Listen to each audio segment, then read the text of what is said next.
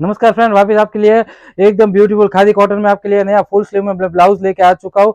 ये आपको दामन पैटर्न में ब्लाउज रहने वाला है। स्लीव में देखिए एकदम ब्यूटीफुल हैवी थ्रेड के साथ सीक्वेंस वर्क की हैवी एम्ब्रॉयडरी मिलने वाली है। 20 इंच का स्लीव्स का साइज रहने वाला है। और आपको ये ब्लाउज दिखा देता हूँ।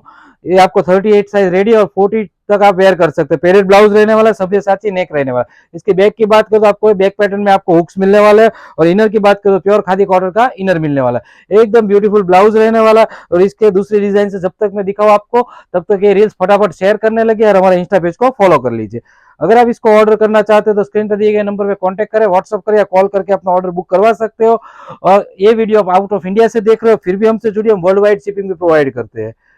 और आप इसको सिंगल पीस का ऑर्डर करना चाहते हैं www.blousewala.com पे जाके भी ऑर्डर कर सकते हो। आप रीसेलर हो, होलसेलर हो, फिर भी हमसे जुड़िए, हम वर्ल्ड वाइड शिपिंग भी प्रोवाइड करते हैं। और इसी तरीके का वीडियो देखने के लिए हमारे इंस्टा पेज को फॉलो कर लीजिए, बेल नोटिफिकेशन ऑन कर लीजिए। और हमारा वीडियो देखने के लिए खूब खूब धन्यवाद। Thank you.